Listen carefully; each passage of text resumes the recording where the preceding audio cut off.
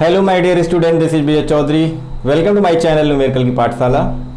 आज हम डिस्कस करेंगे मूविंग चार्ज और मैग्नेटिज्म में नेक्स्ट लेक्चर की, जिसमें आज मैं आपको बताऊंगा लॉरेंट फोर्स की बात करेंगे और मूविंग चार्ज पार्टिकल पर जो फोर्स, जो रेडियस और जो वेलोसिटी, जो टाइम पीरियड, जो फ्रीक्वेंसी, जो काइनेटिक एनर्जी, जो लीनियर मोमेंटम, ये सारी चीजें किस तरह से फाइंड की जाती हैं उस पर हम चर्चा करेंगे। तो आइए स्टार्ट करते हैं अपना प्यारा सा चैनल न्यूमेरिकल की पाठशाला। और आपका टॉपिक है आज का, सबसे पहले हम बात करने जा रहे हैं लॉरेंट फोर्स की। तो लॉरेंट्स, जैसा कि एक नाम से ही पता चल रहा है, एक साइंटिस्ट रहे होंगे। तो ये जो साइंटिस्ट थे लॉरेंट साहब, इन्होंने ये बताया कि अगर कोई चार्ज पार्टिकल मूव कर रहा है, अभी तक आपने पढ़ा चार्ज पार्टिकल अगर मूव कर रहा है तो उसमें मैग्नेटिक फील्ड जनरेट होती है। तो इन्होंने ये कहा कि अगर एक चार्ज पार्टिकल क्यू मूव कर रहा है जिसके पास कुछ वेलोसिटी है किसी पोजीशन वेक्टर पर, तो इसका जो नेट फोर्स होगा वो कॉम्बिनेशन ऑफ इलेक्ट्रोस्टैटिक फोर्स और मैग्नेटिक फोर्स होगा। मतलब इनका ये बताने का मतलब था, इन्होंने फाइनली ये बताया कि नेट फोर्स, या इसको लॉरेंट फोर्स भी बोला गया, Lorentz force is equal to electrostatic force plus magnetic force. Electrostatic force plus magnetic force, ये इन्होंने बताया था। तो इसको थोड़ा समझें अगर डिटेल में, कि मान लो कि अगर एक चार्ज पार्टिकल है जो मूव कर रहा है, अगर चार्ज पार्टिकल मूव कर रहा है, उसकी वजह से मैं आपको बता चुका हूं कि magnetic force F is equal to क्या होता है, QEB साइन थीटा होता है। तो मैग्नीट्यूड ऑफ इलेक्ट्रोस्टैटिक फोर्स और मैग्नीट्यूड ऑफ मैग्नेटिक फोर्स का जो कॉम्बिनेशन है ये लॉरेंट फोर्स में आ जाएगा। तो इन्होंने यहां पर ये बताया कि अगर चार्ज है तो सबसे पहले तो भाई इलेक्ट्रोस्टैटिक फोर्स आएगा ही आएगा। तो इसको अगर आप देखें कि एक चार्ज पार्टिकल अगर मैग्नेटिक फील्ड के अंदर, मान लो ये मैग्नेटिक फील्ड है, ठीक, ये मैग्नेटिक फील्ड, इस मैग्नेटिक फील्ड के अंदर अगर कोई चार्ज पार्टिकल मूव कर रहा है जिसके पास वेलोसिटी v है, मैग्नेटिक फील्ड का डायरेक्शन आप देख रहे हो, v क्या है, इनवर्ड है। तो यहां पर जो फोर्स जनरेट होगा चार्ज की वजह से, चार्ज मूव कर रहा है फिर भी चाहे रेस्ट पे हो तब भी इलेक्ट्रोस्टैटिक फोर्स तो होगा ही होगा, लेकिन चार्ज अगर केवल रेस्ट पे होगा तो इलेक्ट्रोस्टैटिक फोर्स केवल होता है, अभी केस में हम देखेंगे। तो यहां पर ये जो वैल्यू है इसको Q इंटू E, याद होगा F is equal to Q into E लिख दिया जाता है, ये इलेक्ट्रोस्टैटिक फोर्स होता है। और मैग्नेटिक फोर्स क्या हो जाएगा, मैग्नेटिक फोर्स को आपने पढ़ा Q into V cross B, याद है, ये मैं पढ़ा चुका हूं, लास्ट लेक्चर आप देखें। तो मैग्नेटिक फोर्स को आप Q into V cross B लिख सकते हैं। तो सबसे पहली बात यहां पर अगर QE आपका इलेक्ट्रोस्टैटिक फोर्स, ये फार्मूला जो होगा लॉरेंट फोर्स का कुछ इस तरह से भी लिखा जा सकता है, QE plus QVB sine theta, ऐसा भी लिखा जा सकता है। तो ये नेट फोर्स जो होगा, जिन्होंने जो बताया, लॉरेंट साहब ने जो बताया, इन्होंने चार्ज की वजह से इलेक्ट्रोस्टैटिक फोर्स और मैग्नेटिक फोर्स को कंबाइन करके कह दिया। उन्होंने कहा ऐसा होता है, और सच में ऐसा होगा, क्योंकि चार्ज है यार, तो सिंपल सी बात है, वो चाहे रेस्ट पे हो चाहे मूव कर रहा हो, इलेक्ट्रोस्टैटिक फोर्स को जनरेट करेगा। अच्छा, दूसरी बात, अगर वो मूव कर रहा है, मूविंग चार्ज की हम यहाँ पे बात कर रहे हैं, चार्ज किस कंडीशन में होना चाहिए, मूविंग में होना चाहिए। अगर वो चार्ज मूव नहीं करेगा तो मैग्नेटिक फोर्स नहीं होगा। तो मैग्नेटिक चार्ज मूव कर रहा है जिसकी वजह से magnetic force QEB sine theta हो गया। तो दोनों क्या होंगे, कंबाइंड होंगे, दोनों ऐड होंगे। तो टोटल जो फोर्स उस चार्ज पार्टिकल की वजह से जनरेट होगा उस मैग्नेटिक फील्ड के अंदर, ये जनरेट होगा। FL is equal to QE plus QEB sine theta, ये जनरेट होगा। तो आगे अगर हम बात करें इसके केसेस की बात करें, डिफरेंट केसेस की बात करें, तो देखिए क्या बात करेंगे। चलिए इसको केस बना करके समझते हैं कि अगर कोई चार्ज पार्टिकल, पहला केस ये बनाते हैं, केस फर्स्ट, किस फार्मूले को समझना है हमें, F is equal to QE plus QV cross B, या इसको QVB साइन थीटा भी लिख सकते हैं। इस फार्मूले को समझना है, इसके केस को समझना है कि लॉरेंट साहब ने इसके दो केस बनाए। एक तो इन्होंने बनाया, उन्होंने कहा कि अगर चार्ज पार्टिकल की वेलोसिटी V, इसका electric field E and B, magnetic field B are collinear, पहला केस। अगर ये कोलिनियर है, ठीक है, कोलिनियर है, कोलिनियर का मतलब क्या हो जाएगा, एक ही लाइन में है। अगर आपका चार्ज पार्टिकल Q इस वेलोसिटी v से मूव कर रहा है, इलेक्ट्रिक फील्ड का जो डायरेक्शन E है वो भी इसी डायरेक्शन में है, मैग्नेटिक फील्ड का जो डायरेक्शन है वो भी इसी डायरेक्शन में। अगर ये तीनों कोलिनियर हो गए, V और B के बीच एंगल आप देखें, V और B के बीच का एंगल क्या हो गया, थीटा इज इक्वल टू क्या बोल सकते हैं, 0। पैरेलल है ना, मींस ये क्या है, V parallel to E parallel to B। ये कंडीशन बने अगर, तो क्या होगा, आपका लॉरेंट फोर्स क्या आएगा, इस पर उन्होंने चर्चा की, उस पर बात की। तो उन्होंने कहा कि अगर ऐसा केस बनता है तो देखिए क्या हो जाएगा, F इज इक्वल टू, उन्होंने कहा कि चार्ज की वजह से मैग्नेट इलेक्ट्रोस्टैटिक फोर्स तो होगा ही होगा, प्लस Q VB साइन 0 हो जाएगा, होगा कि नहीं। V और B के बीच का एंगल देखो 0 है, साइन 0 की वैल्यू 0 हो जाएगी। तो F इज इक्वल टू, इन्होंने कहा Q into E plus sign 0 0, तो ये वैल्यू 0 हो जाएगी। उन्होंने कहा F इज इक्वल टू हम Q इंटू E केवल बोलेंगे, कब, जब V E and B collinear होंगे, एक ही लाइन में होंगे, ठीक है, एक ही डायरेक्शन में मूव करेंगे, तो ऐसी कंडीशन आ जाएगी, F इक्वल टू QE हो जाएगा। चलिए बहुत बढ़िया। और इसमें क्या प्रॉपर्टीज हम बता सकते हैं, यहां पर देखो, अगर फोर्स की बात करो, फोर्स को हम F की जगह मास इंटू एक्सीलरेशन लिख दें तो ma is equal to QE लिखा जा सकता है।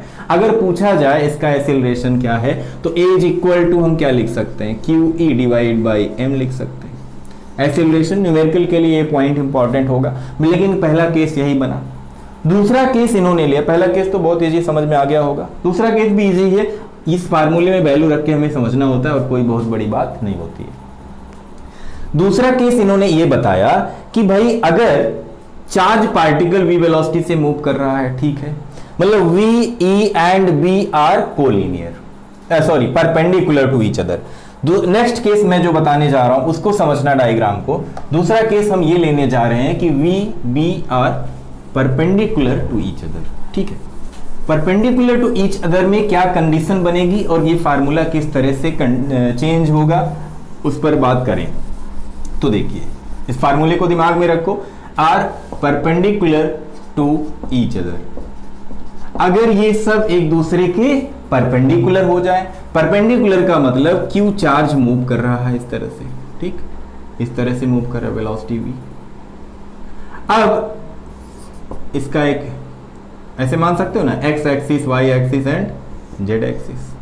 अगर ये मान लो E हो गया और ये B हो गया, ध्यान से समझना, v x axis, y axis and z axis, तभी तो होगा ना एक दूसरे के परपेंडिकुलर। मतलब ये हो गया आपका वेलोसिटी v, ये हो गया इलेक्ट्रिक फील्ड E, और इसका जो चार्ज पार्टिकल है मैग्नेटिक फील्ड, ये इस तरह से अगर देखें आप तो तीनों एक दूसरे के परपेंडिकुलर हो जाएं। तो परपेंडिकुलर की जो कहानी है इस केस में क्या कहानी बनेगी, क्या चीजें, क्या फार्मूला चेंज होगा, क्या नहीं होगा, उस पर अगर बात करें तो इस डायग्राम को समझें ध्यान से। तो इस पर आप देखिए क्या लिखा जा सकता है फार्मूले में। तो F इज इक्वल टू, सबसे पहली बात F इज इक्वल टू हम लिख सकते हैं QE तो रहेगा ही रहेगा, इसमें कोई डाउट नहीं, प्लस QVB साइन, यहां पर थीटा की वैल्यू क्या हो जाएगी, 90 डिग्री बन रहे, V और B परपेंडिकुलर है 90 डिग्री। तो F is equal to QE plus QVB, sine 90 की वैल्यू 1 हो जाएगी। तो लॉरेंट जो फोर्स आ रहा है हमारा ना, QE प्लस QVB आ जाता है। इसमें एक कहानी और समझने की जरूरत है, डिफ्लेक्शन की बात। अब सोचो अगर ये इलेक्ट्रिक फील्ड और मैग्नेटिक फील्ड में कोई डिफ्लेक्शन नहीं होता, मतलब चार्ज पार्टिकल अगर इसी तरीके से मूव करते हुए जा रहा है, ना ये इलेक्ट्रिक फील्ड की तरफ डिफ्लेक्ट हो रहा है ना ही मैग्नेटिक फील्ड की तरफ डिफ्लेक्ट हो रहा है, तो अगर डिफ्लेक्शन जीरो होता है, डिफ्लेक्शन अगर जीरो होता है इस केस में कैसे पॉसिबल है, इसका मतलब दो डिफ्लेक्शन जीरो कब होगा, जब मैग्नेटिक जो फोर्स होगा या इलेक्ट्रोस्टैटिक जो फोर्स है और मैग्नेटिक फोर्स है ये इक्वल हो जाए और अपोजिट हो जाए। अगर इक्वल और अपोजिट में इलेक्ट्रोस्टैटिक फोर्स और मैग्नेटिक फोर्स है तो इस केस में इस चार्ज पार्टिकल किधर किसी भी डायरेक्शन में डिफ्लेक्ट नहीं होगा, ये स्ट्रेट लाइन में मूव करता हुआ चला जाएगा। तो ये कहानी यहां पर ये आ गई। अगर ऐसा होता है तो Fe plus Fm is equal to क्या लिख सकते हो, जीरो। जीरो होगा कि नहीं होगा भाई, नेट फोर्स जीरो हो जाएगा। Means Fe plus Fm is equal to 0, net force 0 जाएगा, या Fe is equal to Fm लिख सकते हैं, माइनस Fm लिख सकते हैं। मैग्नीट्यूड की बात करो तो Fe is equal to Fm लिख सकते हैं मॉड में। तो इसका और इसका जो नेट फोर्स होगा, जो कॉम्बिनेशन होगा, वो इक्वल हो जाएगा। तो अगर इसके मैग्नीट्यूड की बात करो तो Fe को आप क्या लिखते हो, Q इंटू E लिखते हो, इज इक्वल टू Fm को क्या लिखते हो, जब परपेंडिकुलर होते हैं तो QEB हो जाता है, Q से Q कैंसिल कर देते हैं तो velocity V is equal to क्या लिख सकते हैं, E डिवाइड बाई B लिख सकते हैं। इस पर भी कई बार सीधे सीधे न्यूमेरिकल पूछा है 1 मार्क्स में, इलेक्ट्रिक फील्ड और इसमें वेलोसिटी और मैग्नेटिक फील्ड में रिलेशन ये आपको आना चाहिए। तो लॉरेंट फोर्स की कहानी इस दो केस के साथ, उसके स्टेटमेंट के साथ बनती है। अब इसी पर बेस्ड जितने भी न्यूमेरिकल हैं वो हम कर सकते हैं। तो पहला ही क्वेश्चन लेते हैं प्यारा सा और इस कॉन्सेप्ट को और डिटेल में समझते हैं। तो देखिए क्वेश्चन लिया मैंने, सीधे फार्मूला बेस्ड क्वेश्चन लिया। इसमें क्या है कि ये चार्ज पार्टिकल है हैविंग चार्ज 2 कूलम, मतलब Q की वैल्यू सीधे सीधे 2 कूलम गिवन है, is thrown with velocity, velocity given है इसकी, velocity v is equal to 2i cap plus 3j cap. इसका मतलब x y के बीच में मूव कर रहा है, ये x होता है, ये y होता है, जानते हो आप, यहाँ i कैप होता है और ये j कैप होता है। तो यहाँ पे चार्ज पार्टिकल मूव कर रहा है, वेलोसिटी इस डायरेक्शन में है। ठीक है, ठीक है, ठीक है।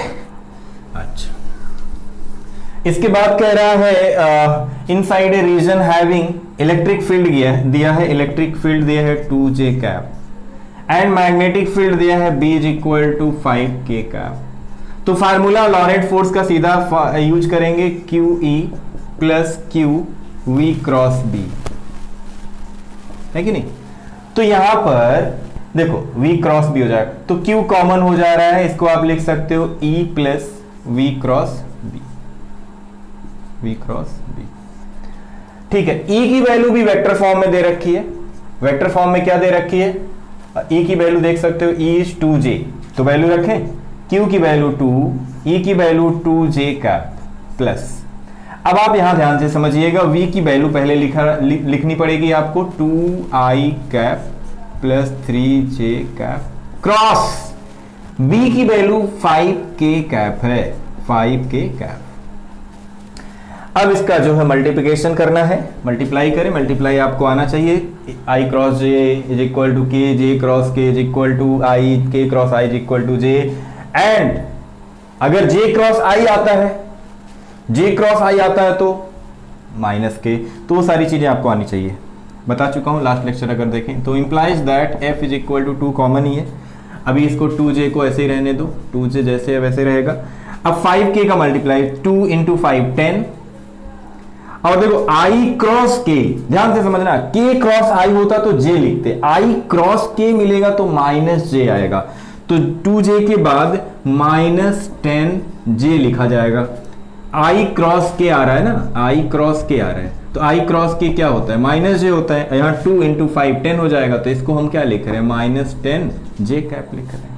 ठीक है, ठीक है, ठीक है, तो इसको हमने माइनस 10j कैप लिख लिया। ऐसे ही अब देखो 3j इंटू 5k, 3 इंटू 5 कितना हो गया 15, और j क्रॉस k, अब सोचो j क्रॉस k, j और k का क्रॉस क्या आएगा, i आएगा, तो j cross k is equal to क्या होता है, j cross k is equal to i होता है, i cross j is equal to i j k series में आ रहा है, क्लॉकवाइज में आ रहा है, इसीलिए इसको i कैप लिख लेंगे, और 3 इंटू 5 क्या हो जाएगा 15, तो यहाँ पे प्लस 15 i कैप हो जाएगा। ठीक है ना, चलिए थोड़ा और सॉल्व कर लेते हैं। तो 2, अब देख रहे हैं 2j माइनस, इसको 15i को पहले लिख लो, 15i कैप अकेला है और i कहीं है नहीं, अब j और j को सॉल्व कर लो तो माइनस 8j कैप, तो फोर्स हो गया। तो मैग्नेटिक फोर्स या Laurent force, sorry Laurent force जो आया वो क्या आ गया, या इसको ऐसे भी तो लिख सकते हैं, 2 का मल्टीप्लाई करके F is equal to 30i cap minus 16j cap, ये वेक्टर फॉर्म में हो जाएगा। मैग्नीट्यूड फाइंड करना है तो root of 30 square plus 16 square कर सकते हो, कोई बुराई नहीं है। तो इस तरह से इस टाइप के क्वेश्चन को आपको सॉल्व करना है। दूसरे टाइप का क्वेश्चन लेते हैं जिसमें और थोड़ा सा आपको एलोबरेशन मिलेगा। तो देखिए एक और क्वेश्चन लिया, थोड़ा टेक्निकल क्वेश्चन है, ध्यान से इसको समझिएगा ताकि आपका पूरा कॉन्सेप्ट क्लियर हो। सबसे पहले इस क्वेश्चन में क्या कहा गया, इस क्वेश्चन में ये बोला गया है कि proton beam passes without deviation, ये ये लाइन बड़ी इंपॉर्टेंट है। विदाउट डेविएशन का मतलब without deviation through a region of space, मतलब एक प्रोटॉन मूव कर रहा है। प्रोटॉन का मतलब क्या हो गया आपका चार्ज पार्टिकल Q, और प्रोटॉन का charge 1.6 into 10 to the power -19 coulomb होता है। ठीक है, Q, या इसको आप E भी लिख सकते हैं, Q is equal to E भी लिख सकते हैं, प्लस E, तो 1.6 into 10 to the power -19 coulomb हो गया। ठीक है, अब इसके बाद अगर हम बात करें a proton beam passes without deviation, without deviation का मतलब यही तो होगा Fe is equal to Fm होगा। ये कंडीशन आपको जानना बहुत जरूरी है। अच्छा, अब इसके बाद कह रहा है दूसरी बात, where there is uniform transverse mutually perpendicular electric and magnetic field. यहां से ये सीधे हम समझ सकते हैं, वो कहानी यहां भी समझ सकते हैं। कह रहा है कि इलेक्ट्रिक फील्ड की वैल्यू E की वैल्यू 220 किलो वोल्ट पर मीटर है। E की वैल्यू हमें गिवन है 220 किलो वोल्ट, मतलब 10 टू द पावर 3 वोल्ट पर मीटर हो जाएगा। ठीक है, अच्छा, B की वैल्यू कह रहा है 50 मिली मतलब 10 टू द पावर -3, तो 50 into 10 to the power -3 tesla. ठीक, या इसको 5 इंटू 10 टू द पावर -2 भी लिख सकते हैं, ध्यान से समझो अगर, तो 5 into 10 to the power -2 tesla भी लिख सकते हैं। ठीक है, then beam strikes on the ground target. अब ये जो बीम है, जो प्रोटॉन है, वो स्ट्राइक कर रहा है एक टारगेट पर। Find the force by the beam on the target, किस फोर्स से वो जाकर के स्ट्राइक करेगा, ये हमें फाइंड करना है। ठीक, अब वो जाकर के स्ट्राइक करेगा, इसका मतलब उसका मास भी तो है। सबसे पहली बात, उसका मास भी तो है। अब प्रोटॉन का मास क्या होता है? प्रोटॉन का जो मास होता है, प्रोटॉन का मास है 1.67 into 10 to the power -27 kilogram. चलिए, ये भी लिख लिया हमने। अब इसमें करंट भी कह रहा है, करंट भी फ्लो कर रही है, तो करंट कितनी फ्लो कर रही है? करंट I की वैल्यू आपकी है 0.8 मिली एम्पियर, मतलब 0.10 टू द पावर -3 एम्पियर, या इसको 8 इंटू 10 टू द पावर -4 कर सकते हो। सारी वैल्यू को सिस्टमेटिक तरीके से हमने लिख लिया। अच्छा, अब करना क्या है, इस कंडीशन पे अगर ध्यान दें, हमें फाइंड क्या करना है, फोर्स जो जाकर के स्ट्राइक करेगा। यार स्ट्राइक करेगा तो F इज इक्वल टू क्या अप्लाई करें, Fe प्लस Fm जो पढ़ा है, no, Fe is equal to तो Fm हो गया। तो जो नेट फोर्स वहां पे आएगा, फोर्स हमने क्या पढ़ा है, न्यूटन साहब के सेकेंड लॉ के अकॉर्डिंग हम बोल सकते हैं rate of change of momentum dp/dt। Rate of change of momentum is called force, क्योंकि वो जाके स्ट्राइक कर रहा है और उसके पास, उस इलेक्ट्रॉन के पास मास है और वेलोसिटी है, इसका मतलब उसमें मोमेंटम जनरेट होगा, और मोमेंटम जनरेट होगा टाइम के रिस्पेक्ट में कर दो तो फोर्स मिल जाएगा। ध्यान से समझना। अब यहां पर तो भैया ठीक है, F इज इक्वल टू हो गया m momentum mv, mass into velocity divide by time को t लिख लो सीधे, सिस्टमेटिक फॉर्म। अब हमें जरूरत है किसकी, मास की जरूरत है। मास तो है ही, वेलोसिटी की जरूरत है। Fe बाई Fm से एक फार्मूला सामने आ जाता है, वो क्या आता है कि Fe इज इक्वल टू जो Fm है, QE इज इक्वल टू हम लिख सकते हैं QVB। Q से Q कैंसिल, परपेंडिकुलर है तो QE भी होगा। V इज इक्वल टू आप लिख सकते हो E डिवाइड बाई B। ठीक है, तो देखो इस फार्मूले में जो जो वैल्यू हमें पुट करनी है ना, वो मैं सारी बता रहा हूं। M इंटू V की जगह क्या लिख सकते हैं, E डिवाइड बाई B लिख सकते हैं। अभी टाइम का कैलकुलेशन, टाइम तो दिया नहीं, टाइम के कैलकुलेशन के लिए देखिए क्या करेंगे, इस चीज को बहुत ही ध्यान से आपको समझना है। एक चीज और, कितने इलेक्ट्रॉन जा करके इससे स्ट्राइक कर रहे हैं, इसकी अगर हम बात करें तो देखो I इज इक्वल टू, पढ़े हो आप, I is equal to Q divide by T होता है। अच्छा, बहुत बढ़िया। अगर तो T इज इक्वल टू क्या लिख सकते हैं, T is equal to Q divide by I भी लिख सकते हैं। Q की जगह हम N into E divide by I लिख सकते हैं, लिख सकते हैं ना, सिंपल सा formula, Q is equal to NE divide by I लिख सकते हैं।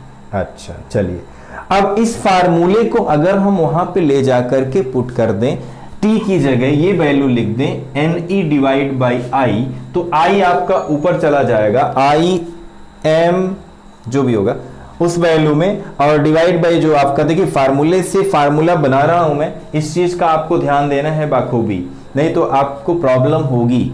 अब यहां पर मास को ऐसे लिख लो, v की जगह E डिवाइड बाई b लिखो ध्यान से, और डिवाइड बाई जो t है t की जगह Ne डिवाइड बाई I किधर चला जाएगा ऊपर। बना ना फार्मूला। तो फार्मूले से फार्मूला बना करके क्वेश्चन को हम सॉल्व कर सकते हैं। तो फार्मूले में यहां से सारी चीजें मैंने आपको बता दी, अब केवल और केवल वैल्यू पुट करना है। चलिए वैल्यू पुट करके देखते हैं। अच्छा एक चीज और, E डिवाइड बाई बी होता है, sorry for that, E divide by B. यहां पर कितने प्रोटॉन की बात कर रहा है? नंबर ऑफ प्रोटॉन, एक प्रोटॉन की बात कर रहा है, तो n की वैल्यू क्या हो जाएगी? 1 हो जाएगी। तो F इज इक्वल टू सीधा सीधा अब यहां पे फार्मूला हो गया I m E divide by E B। इसमें वैल्यू रखो। एक्चुअली हमने इस तरह चेंज क्यों किया? क्योंकि हमें जो वैल्यू है उसी के बेसिस पर चेंज चाहिए। अब यहाँ पर I की वैल्यू गिवन है, वैल्यू रख के सॉल्व करना है और कुछ खास काम है नहीं। तो इसमें I की वैल्यू 8 इंटू 10 I की value 8 into 10 to the power -4, mass 1.67 10 to the power -27, E 220 या 220 इंटू 10 टू द पावर 3 या 22 इंटू 10 टू द पावर 4 हो जाएगा। तो ये 22 इंटू 10 टू द पावर 4, नीचे की वैल्यू अब लिख लेते हैं। E की value 1.6 into 10 to the power -19 और B की वैल्यू आपकी कितनी थी? B 5 into 10 to the power -2 tesla. अब इसको सॉल्व कर लो फाइनली। तो इसको सॉल्व करने पर जो फोर्स आ रहा है, फाइनली मैं आंसर बता देता हूं, जो फोर्स आ रहा है वो फोर्स है आपका 3.6 into 10 to the power -5 newton. 3.6 into 10 to the power -5 newton. तो सबसे इंपॉर्टेंट जरूरी पॉइंट इसमें यह था कि हम जो फोर्स फाइंड करेंगे उसके लिए कौन कौन से फैक्टर हैं, किस तरह से चीजों को चेंज करना है। तो लॉरेंट फोर्स पर बेस्ड बहुत सारे क्वेश्चंस हैं, उसमें जो चेंजेस हैं उसके बिहाफ पर भी क्वेश्चंस हैं, उसमें आप फाइंड कर सकते हो। तो लॉरेंट फोर्स पर मैं इतना ही डिस्कस करूंगा, बाकी आप न्यूमेरिकल्स पर करते रहें। तो तब तक के लिए wish you all the best.